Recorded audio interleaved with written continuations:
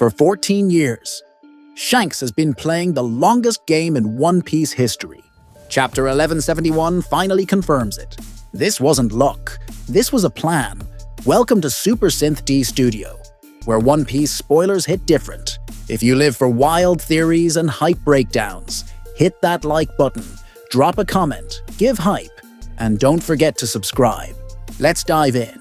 One Piece manga chapter 1171 is titled Ragnir, the name of the legendary hammer weapon wielded by Loki. This chapter also features a fan-requested cover page, where Oda draws a cat placing a pair of cat ear headbands on Zoro's head. Chapter 1171 opens by continuing Loki's flashback, moments after the death of King Harald. We see a conversation between Gaban and Jarul. Gaban cannot believe that the so-called treasure of Elbaf possesses such overwhelming power.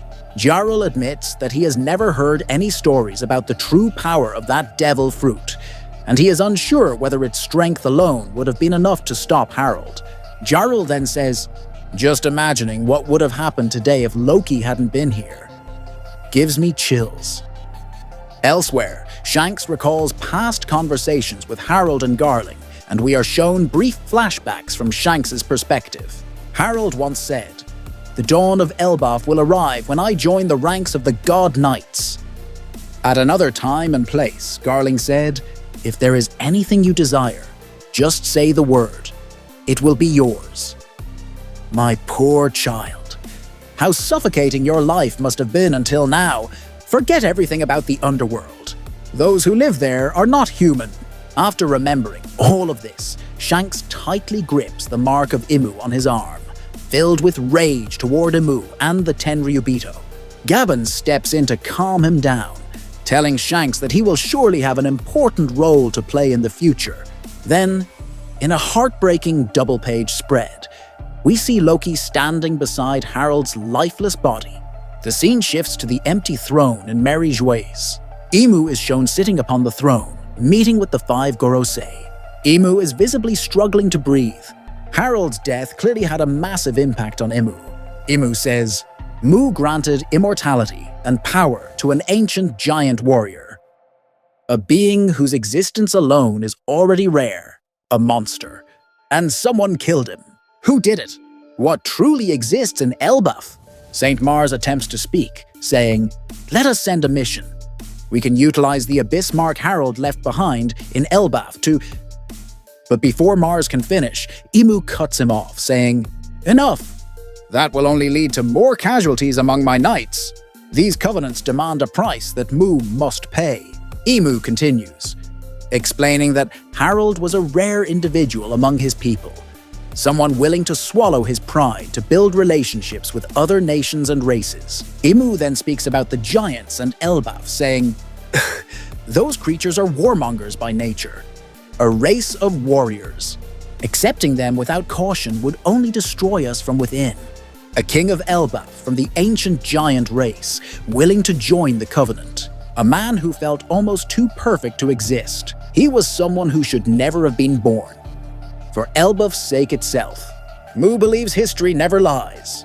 We were never meant to stand side by side. Never forget, Elbaf is D." The scene returns to Orist Castle.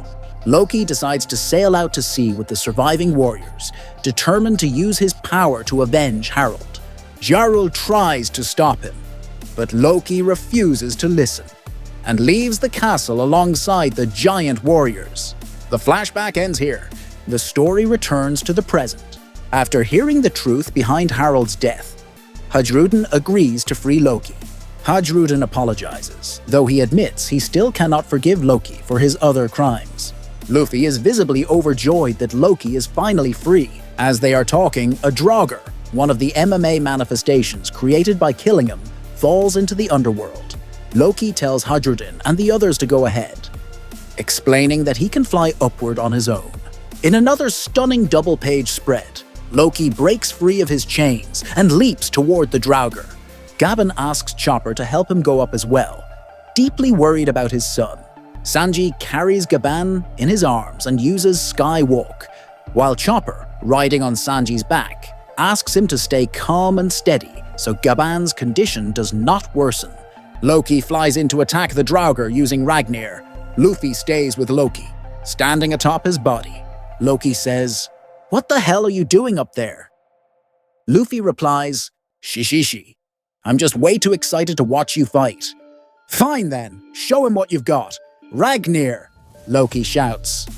"Grr!" Ragnir roars back. In the final absolutely epic double-page spread, Loki smashes the Draugr with Ragnir, releasing icy power and freezing the monster solid. "Niflheim," Loki declares. "What?" Luffy shouts in awe at Loki's power. Even though this chapter doesn't feature non-stop action, it delivers an insane amount of crucial information. It turns out that since the day Harald died 14 years ago, Shanks has had one clear goal: to destroy Amu and the world government. Many of Shanks' actions since then have directly harmed the world government. The most striking example is when Shanks stole the Gomu Gomu no Mi from a government ship guarded by Who's Who 13 years ago. Yes, everything Shanks has done was planned. Why didn't Shanks claim the One Piece long ago, even though he already knew the path to Laugh Tale?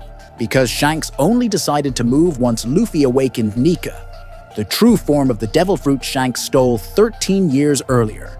Even Shanks capturing Loki and chaining him in the underworld 6 years ago was part of this grand plan. Loki wanted to destroy the world government, but Loki alone was not enough. Shanks knew this. Even Rox D. Zebek needed 2 legendary devil fruits to stand a chance at becoming the king of the world. At that time, Shanks knew Luffy had not yet awakened Nika. It seems that Loki meeting Luffy in Elbaf was always part of Shanks' plan. Remember Imu's words in this chapter. Elbaf is D. That is why the history of Nika originates from Elbaf. Harald meeting Zebek, Loki meeting Luffy. None of this was coincidence. This is destiny, and the inherited will of D continuing across generations. And Shanks' role has been to make sure that every key player in this war eventually meets, so they can unite and bring down the world government. That is why Gabon calls Shanks a child of destiny. If this chapter changed the way you see Shanks forever, smash that like button. Drop your theories in the comments.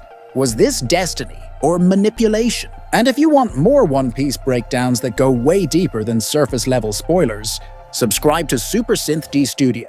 Because One Piece, it's only getting crazier from here.